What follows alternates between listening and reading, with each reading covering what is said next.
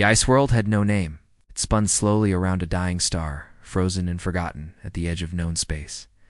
The Zeltharian research ship Cosmic Dawn hung in orbit above the planet's gray surface, like a metal insect studying a corpse. Dr. Kexthal pressed his four-fingered hand against the viewing port and stared down at the world below. His large, dark eyes reflected the pale light from the ship's instruments. The other members of his team were busy preparing their equipment, but Kexel felt drawn to watch the planet. "Doctor, we're ready to begin the descent," Captain Veltar announced from behind him. I do. The voice was crisp and professional, as always. Veltar ran his ship like a perfect machine. He expected his crew to work the same way. Kexel turned away from the window. "Excellent. Have you completed the surface scans?" "Yes, sir. The structure is definitely artificial. It's buried under 2 kilometers of ice. But our instruments show it's massive. It's much larger than anything we've seen from pre-space civilizations." The doctor felt a flutter of excitement in his chest. This could be the discovery of his career. For 20 years, he had been studying dead civilizations across the galaxy, documenting species that had destroyed themselves or simply faded away. Most were disappointing. It's primitive cultures that barely managed to build stone cities before vanishing. This one felt different. Security. Chief Mordock joined them at the viewing port. He was shorter than the other Zeltharians, but his body was thicker and stronger. All security officers trained for years to build muscle mass, since most Zeltharians were naturally thin and weak. "I don't like it," Mordock said, crossing his arms. "Dead worlds make me nervous." "That's exactly why we need to study them," Kexel replied. "We learn from their mistakes so we don't repeat them." "Captain." Veltar nodded. "The landing party will be small. It's just the doctor, Mordock for security, and communications officer Yilson in case we need to contact the ship quickly. Standard archaeological protocol." 2 hours later, their shuttle touched down on the ice field above the buried structure. The planet's surface was completely white, stretching to the horizon in all directions. No wind moved across the ice. No life existed here. Even the air was too thin to breathe without their protective suits. Yilson set up the drilling equipment, while Mordock established a security perimeter around their landing site. The young communications officer was excited about her first major expedition, though she tried to hide it behind professional calm. "How deep do we need to go?" she asked, checking the drill's power levels. 2.3 kilometers. Kexthal answered, studying his scanner readings. "The structure extends for several kilometers in each direction. It's like a small city down there." The drilling took 6 hours, and they finally broke through into an open space below. Kexthal felt his heart's racing with anticipation. They lowered a camera first, then a basic atmosphere scanner. "There's air down there," Yilson reported with surprise. "It's thin, but breathable for our species. Temperature is cold, but not freezing. How is that possible after all this time?" "The structure must have its own power source," Kexel said. "Incredible engineering for a primitive species. They descended through the hole on cables, their lights cutting through the darkness below. What they found took their breath away. The chamber was enormous. Rows and rows of cylindrical pods filled the space, each one the size of a small room. Most were dark and silent, but some still glowed with soft blue light. "Oh, there are thousands of them," Yilson whispered. Mordock kept his weapon ready as they moved between the pods. It contained the remains of creatures they had never seen before. The beings were tall and lean, with smooth skin and strange proportions. Their faces were flat compared to Zeltharian features, with small eyes and short, rounded ears. But Kexthal had found something different. At the far end of the chamber, one pod still hummed with active power. The creature inside looked exactly like the others, but its chest rose and fell slowly. It was alive. Fascinating, the doctor breathed. This one is still in some kind of suspended animation. The others must have failed over time, but this pod kept working. "We should leave it alone," Mordock warned. "This could be the greatest archaeological discovery in galactic history. The last survivor of an unknown species." Yilson was examining the pod's control panel. The symbols were completely foreign, but the technology seemed straightforward. I think I can activate the awakening sequence, she said. The controls are simple enough. Absolutely not, Mordok stepped forward. That violates every safety protocol we have. We don't wake up unknown aliens without proper preparation and containment. But if we take the pod back to the ship, we might damage it, Kexel argued. The revival process could be too delicate to move. This might be our only chance. The three Zeltharians stood around the glowing pod, arguing in whispers.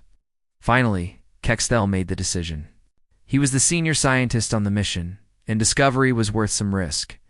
Yilson, begin the awakening process. Mordok, have your weapon ready, but don't use it unless absolutely necessary. We're making history here, the communications officers. Fingers moved across the alien controls. The pod's humming grew louder, and the blue light began to pulse faster.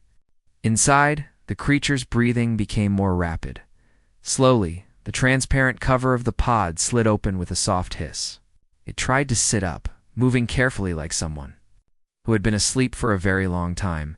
The alien looked around at the three Zeltharians with obvious confusion. It opened its mouth and made sounds that might have been words, but in no language they recognized. Its voice was deeper than any Zeltharian voice, and rougher. Can you understand us? Kexel asked, in Galactic Standard, the common language used by all spacefaring species. The creature looked at him with sharp, alert eyes. It shook its head slowly, then pointed to itself and said something that sounded like Jake.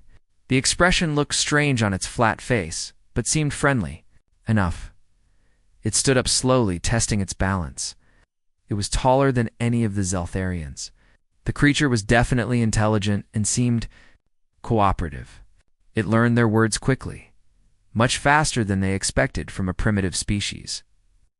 Soon, it was speaking simple sentences in Galactic Standard. My name is Jake Sullivan, it said. Its accent thick but understandable. I have been sleeping.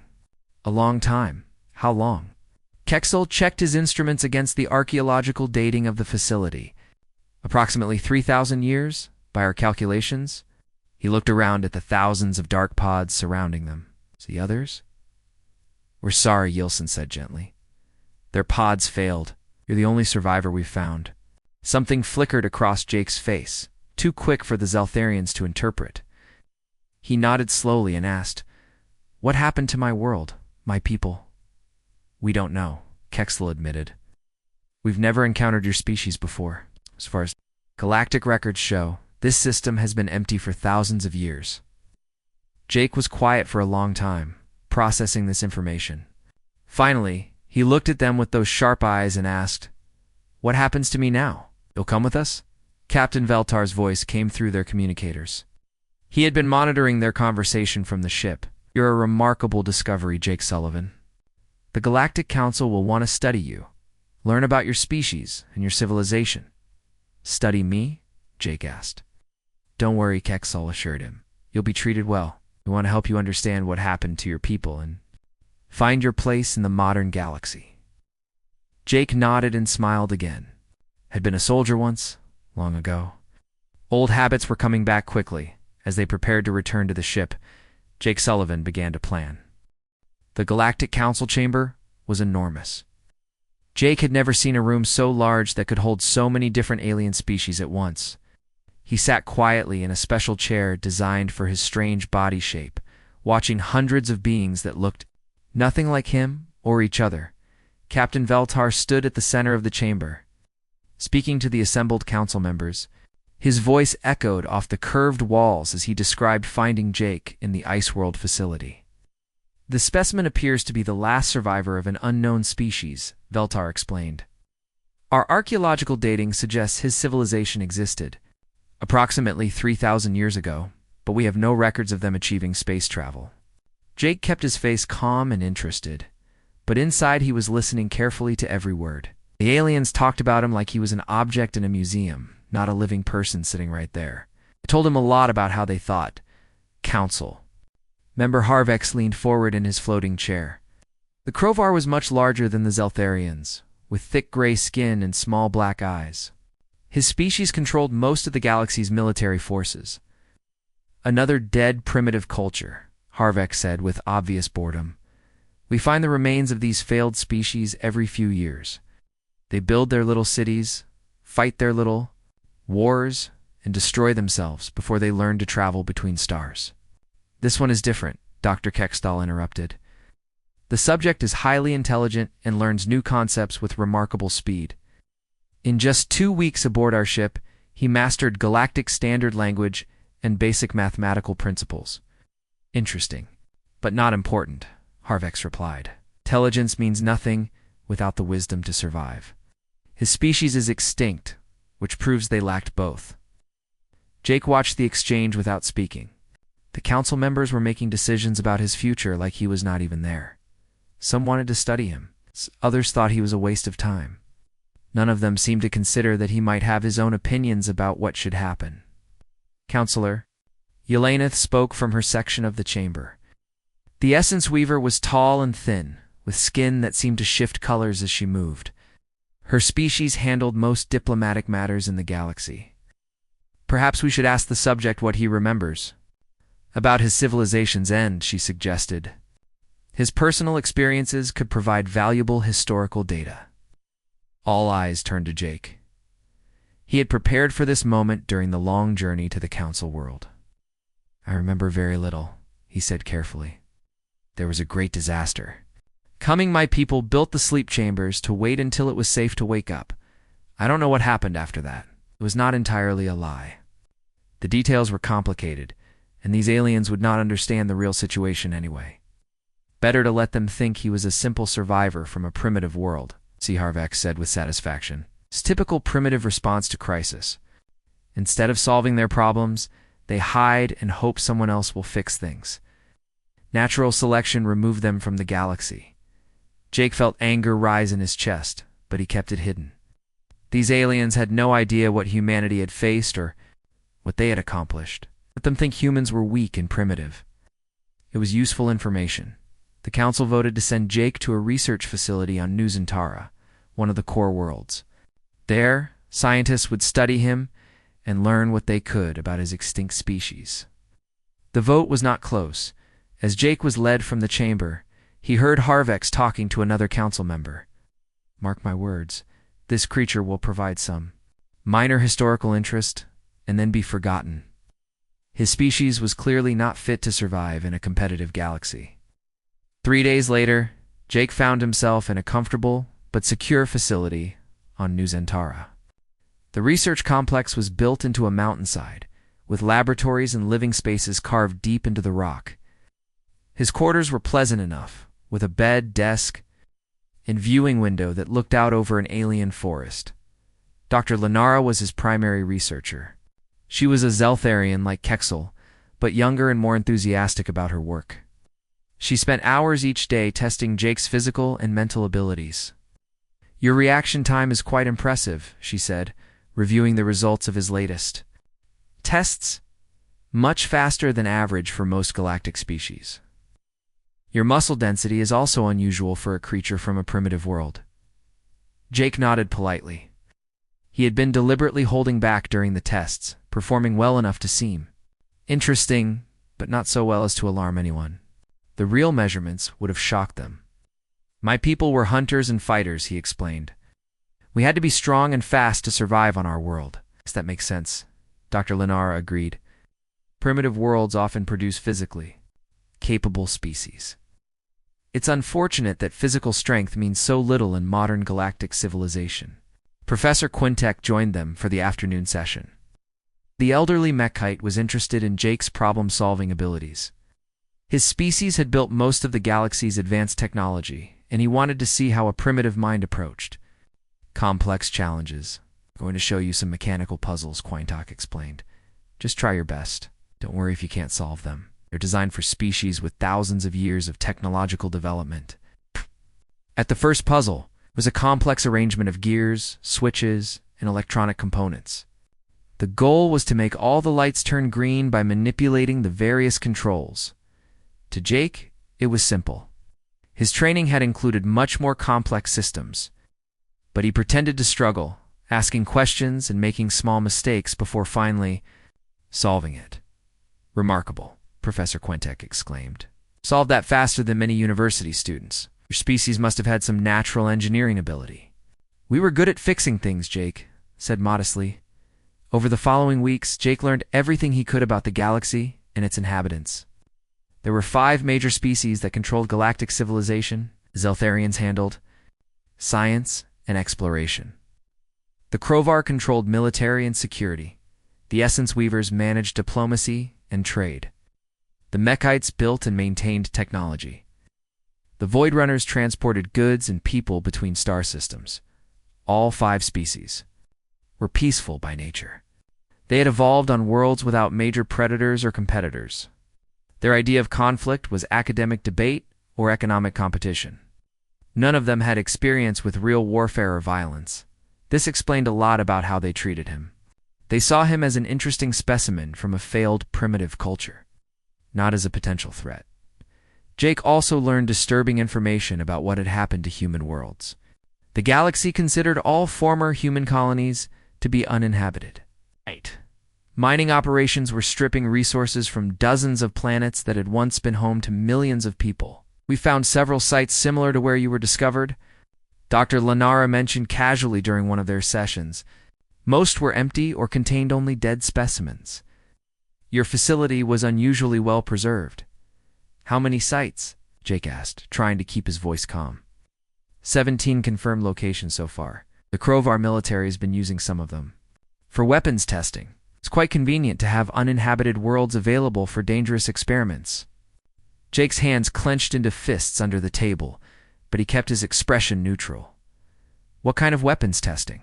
Oh, various things. Plasma cannons, gravitational bombs, that sort of equipment. Nothing too destructive, since we want to preserve the archaeological value of the sites. That night, alone in his quarters, Jake stared out the window at the alien forest. Somewhere out there were 17 locations where his people might still be sleeping. The aliens were using human worlds as target practice, destroying thousands of his species without even knowing they existed. He had learned enough about galactic technology and politics. He had memorized the layout of the research facility and identified the locations of security systems and communication equipment. Most importantly, he had confirmed that none of these aliens saw him as anything more than a curiosity. Jake Sullivan had been patient long enough. It was time to remind the galaxy what humans were truly capable of. He began making his final preparations. Tomorrow, he would show these aliens why his species had survived when so many others had failed. They thought humans were primitive and weak. They were about to learn how wrong they were. Jake woke up at exactly 4 in the morning, just like he had every day for the past month. The research facility was quiet at this hour. Only a few security guards walked the halls. Most of the scientists were asleep in their quarters. He had spent weeks learning their routines. Guard rotation changed every 6 hours. The night shift was smaller and less alert. Security cameras swept in predictable patterns. The facility's computer system was connected to the galactic network between midnight and dawn for data uploads. Most importantly, Jake had discovered where they kept the detailed records of all 17 human cryosites. The information was stored in Dr. Lanara's secure laboratory. Just 3 floors below his quarters, Jake dressed quietly in the simple clothes they had given him. He looked like a harmless research subject preparing for another day of tests. But hidden in his sleeve was a small metal tool he had carefully shaped from a broken piece of laboratory equipment. In his other pocket was a data chip he had modified to work with alien computer systems. The first guard station was at the end of his hallway. Jake had watched Security Officer Pilwin for weeks. The young Zeltharian was dedicated, but inexperienced. He followed procedures exactly and never expected trouble from the friendly human specimen. Jake knocked gently on the guard station door. Is everything all right, Jake? Pilwin asked, opening the door with a smile. The guard was not even carrying his energy weapon. Why would he need protection from a primitive alien who could barely understand their technology? I'm not feeling well, Jake said, holding his stomach. Something I ate, I think. Could you help me get to the medical bay? Of course, Pilwan said immediately. Let me just call for a medical technician. As the guard turned to his communication panel, Jake moved. His improvised weapon struck Pilwan at the base of his neck. hitting a pressure point that dropped him unconscious instantly. Jake caught the falling alien and lowered him quietly to the floor. "Sorry," Jake whispered. "Nothing personal." He took Pilwan's access card and security codes, then tied him up with strips of cloth torn from his own shirt. The guard would wake up in a few hours, with a headache, but no permanent damage. Jake moved through the facility like a ghost. He had memorized every hallway, every door, every camera placement. When he needed to avoid security sensors, he knew exactly where to step. When he needed to open locked doors, he used Pilwan's access card or his improvised lockpicks. The other guards never saw him coming. Jake had learned their patrol routes perfectly, moved between their positions during the gaps in their coverage. Staying in blind spots and using maintenance passages did not appear on official maps. 2 more guards went down without raising an alarm. Jake used pressure points and sleeper holds that rendered them unconscious in seconds. He was careful not to seriously hurt them. These aliens were not his real enemies. They were just doing their jobs. Dr. Lenara's laboratory was protected by multiple security systems, electronic locks, motion sensors, heat detectors, and pressure plates on the floor. The aliens thought their technology was too advanced for a primitive human to bypass. They were wrong. Jake had spent years learning to defeat security systems much more sophisticated than these.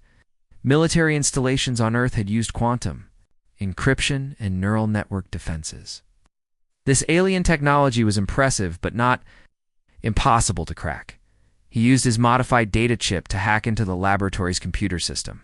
The chip contained programs he had written during his weeks of apparent cooperation, designed to look like harmless data files while actually carrying powerful intrusion software. Within 10 minutes, Jake had complete access to the laboratory's files.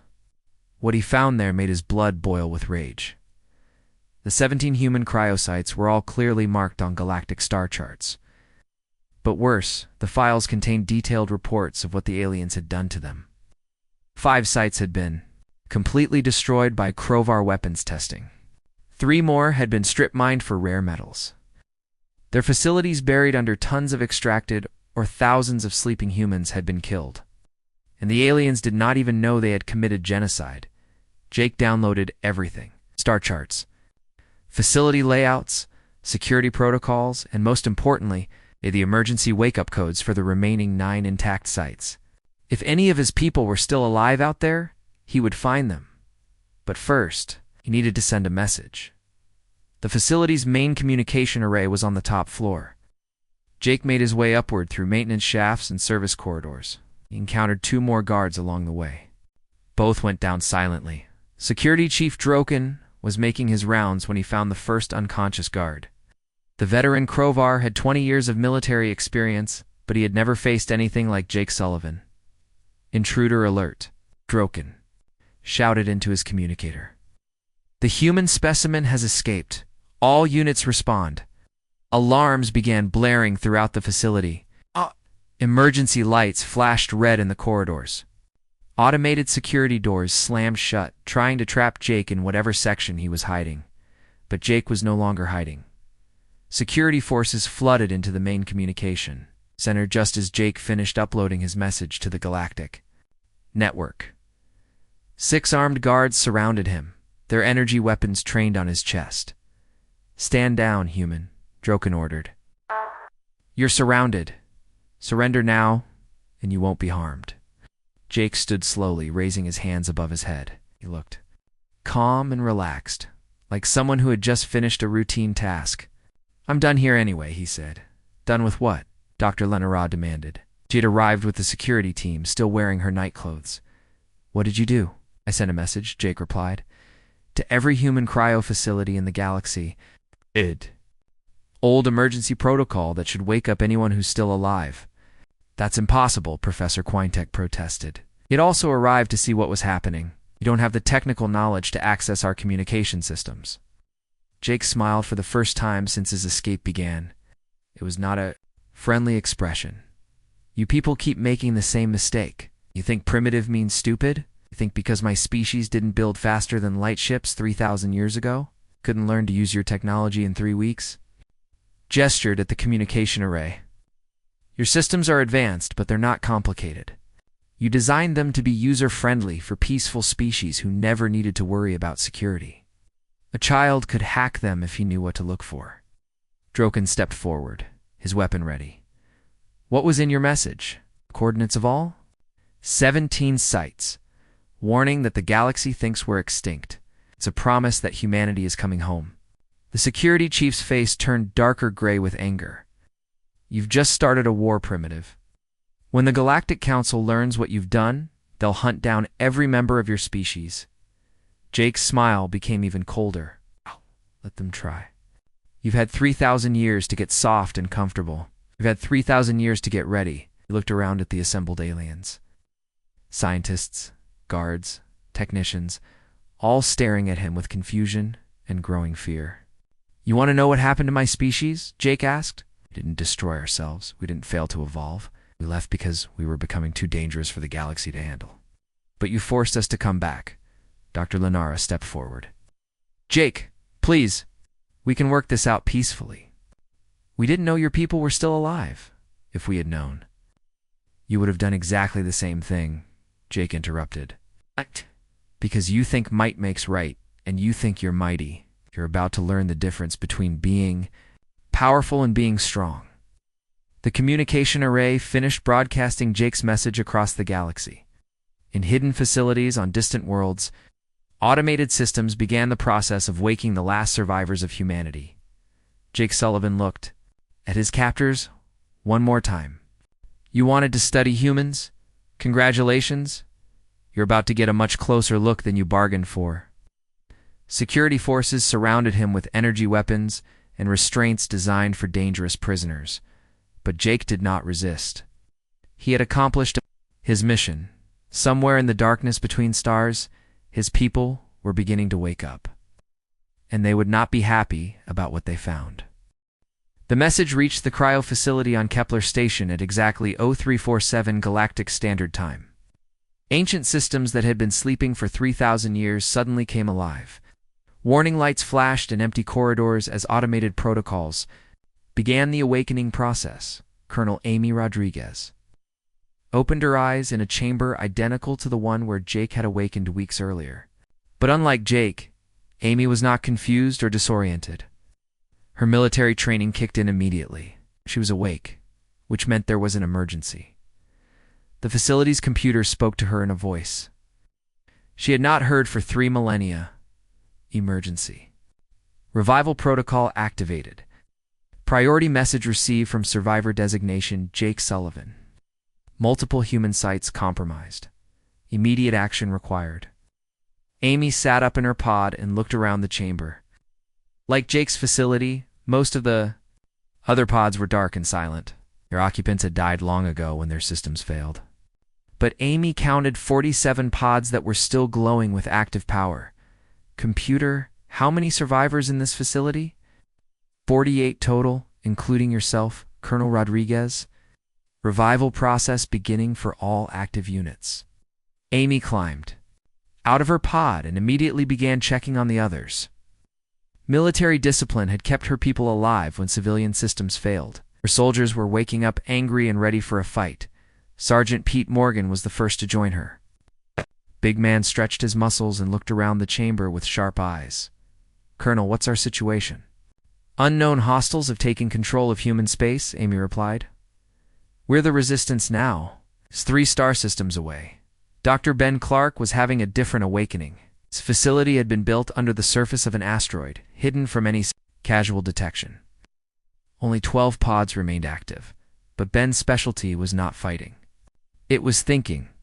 Ben read Jake's message carefully while his fellow scientists woke up around him. The situation was worse than any of them had imagined. Not only had humanity been forgotten, but alien species were actively destroying human sites. Without even knowing what they were doing, we need intelligence, Ben told his team. Before we do anything else, we need to understand exactly what we're facing. Dr. Lisa Perry nodded from her pod. The message included technical data about their computer systems. If Jake could hack their networks from inside a research facility, we should be able to do much more from here. Ben smiled grimly. Let's see what these aliens know about warfare.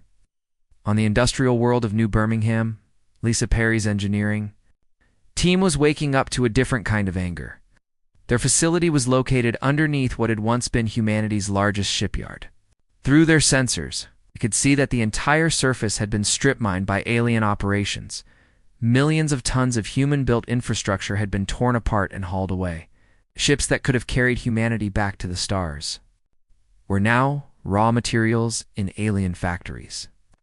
They destroyed everything, engineer Carlos Santos said, watching the surface scans with disbelief.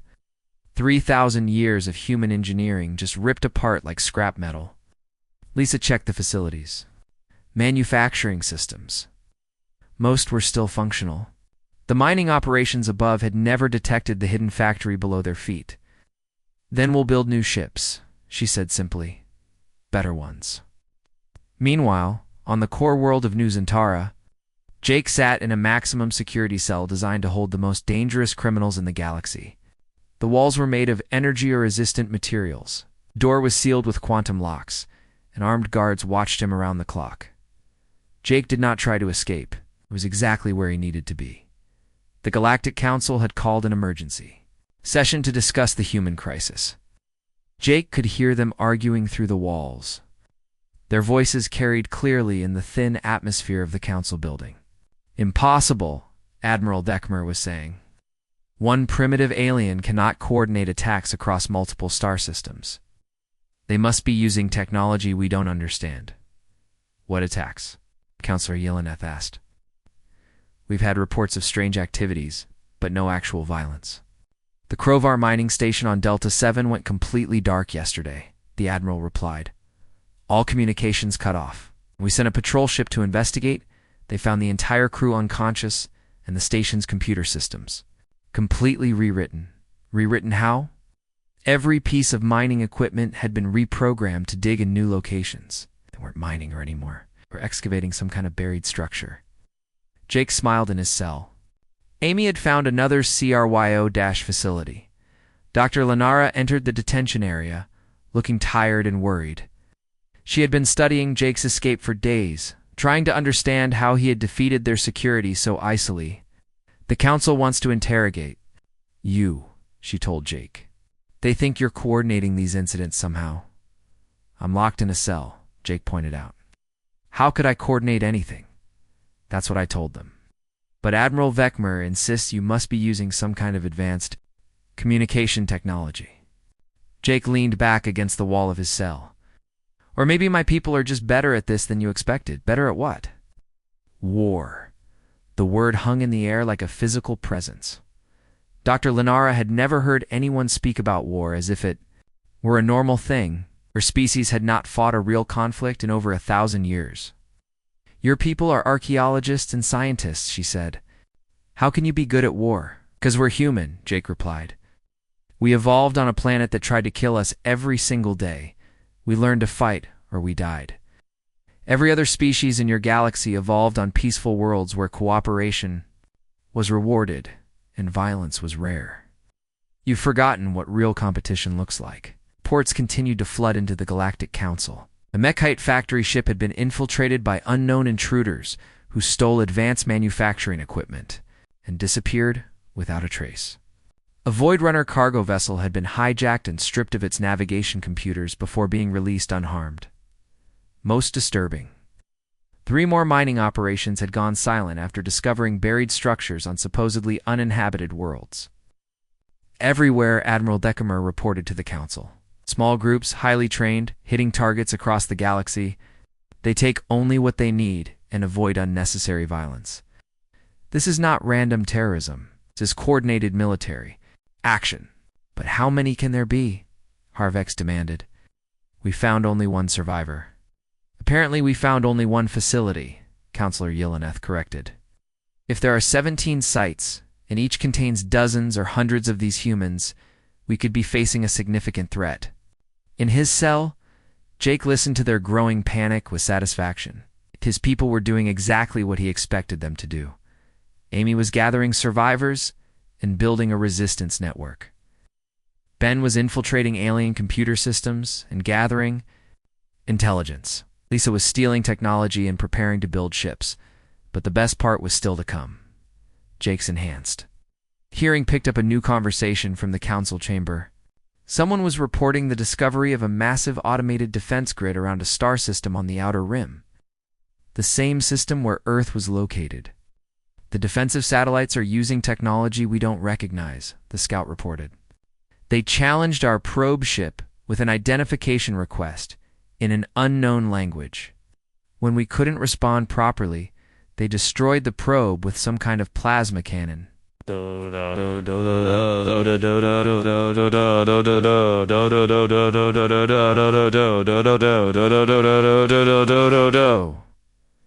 Earth was still there, still defended, still waiting for humanity to come home. The energy signatures are consistent with the technology we've found at the human burial sites, the scout continued. But much more advanced. This is the homeworld of the human species. They've been busy during their exile. Admiral Deckemer's voice carried clearly through the walls. How busy? The defensive grid consists of approximately 10,000 armed satellites.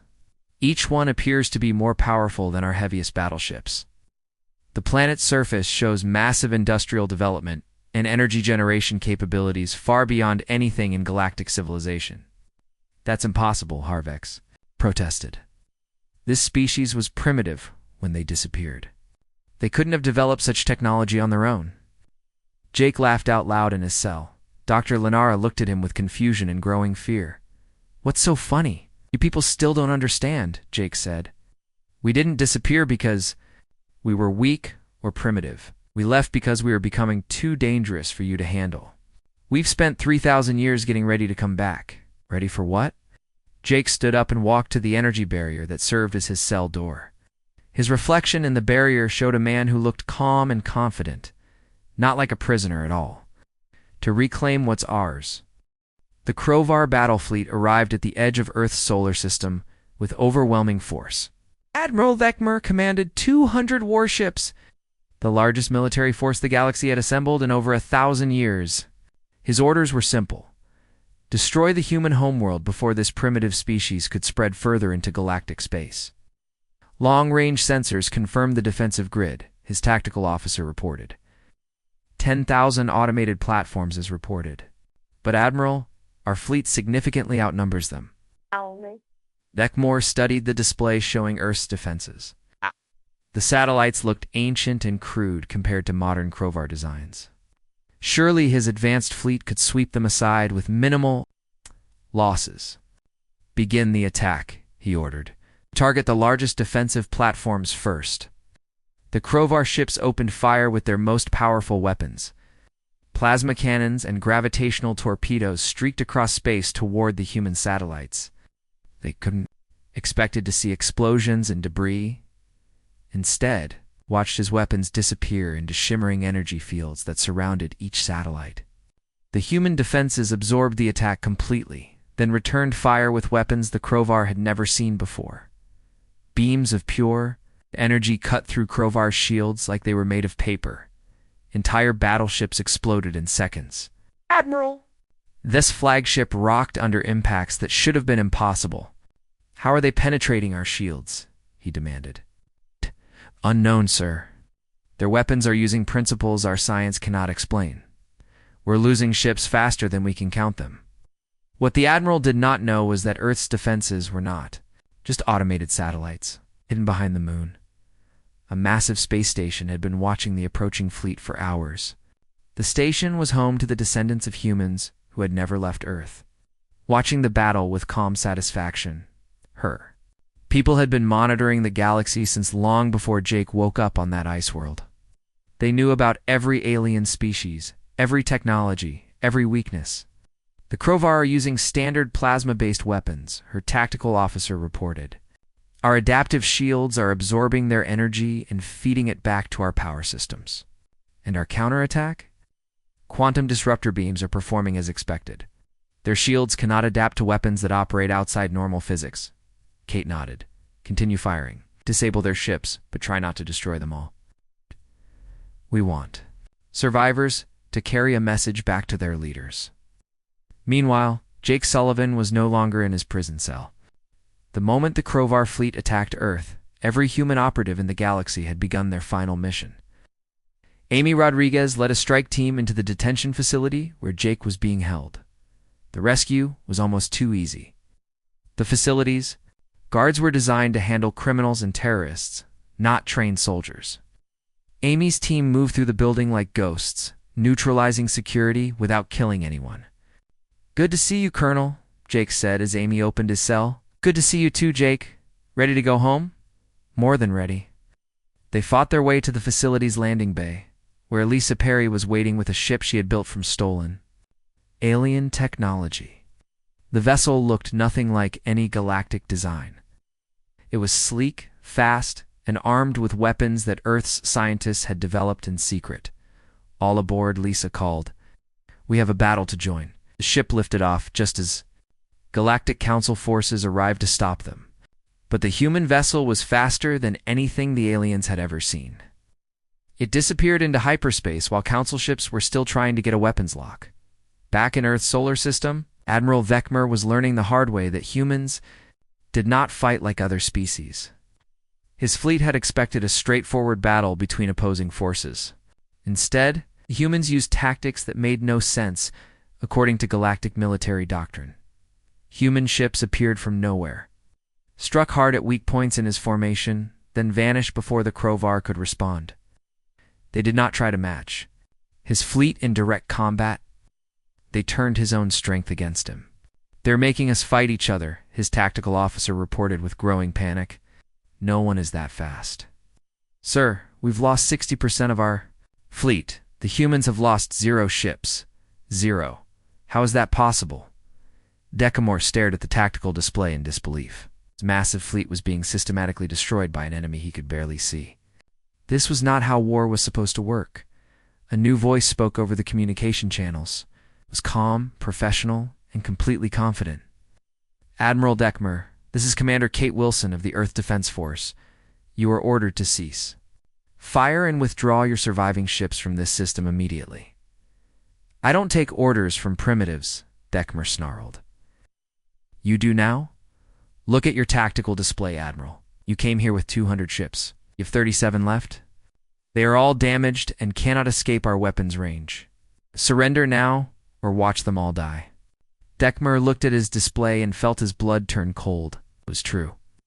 His mighty fleet had been reduced to a handful of crippled vessels in less than an hour. "This is impossible," he whispered. "No, Admiral. This is what happens when you underestimate humanity." Jake's ship arrived in Earth's orbit just as the last Crovar vessels were limping away from the battle. Through the viewports, he could see his homeworld for the first time in 3,000 years. Earth was beautiful, green and blue and white, exactly as he remembered it. But now it was also protected by the most advanced defensive network in the new galaxy. Massive shipyards orbited the planet building vessels that made galactic technology look primitive. "Welcome home, Jake Sullivan," Commander Wilson's voice came over the communication system. "We've been waiting for you. Long have you known about me? Since the day you woke up? We've been monitoring all 17 cryo sites for centuries. We were waiting for the right moment to bring our people home." Jake's ship docked with the main orbital station. As he stepped through the airlock, he was greeted by humans who looked exactly like him, but had access to technology he could barely imagine. "How?" he asked Commander Wilson. "How did you build all this while staying hidden from the galaxy?" Kate smiled. "We didn't hide from them, Jake. They hid from us. 3,000 years ago, humanity left galactic space because we were becoming too advanced, too aggressive, too dangerous for peaceful species to tolerate.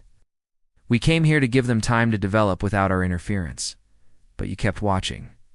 Of course, and when they started destroying our cryo facilities, we decided it was time to come back." Over the following days, Jake watched as human ships departed Earth for every corner of the galaxy. But these were not warships. They were colony ships, exploration vessels, and diplomatic craft. Humanity was not returning to conquer the galaxy. They were returning to reclaim their place in it. The Galactic Council called for an emergency session. When reports reached them of human fleets moving toward every former human world, but when the human ambassador arrived, it was not what they expected.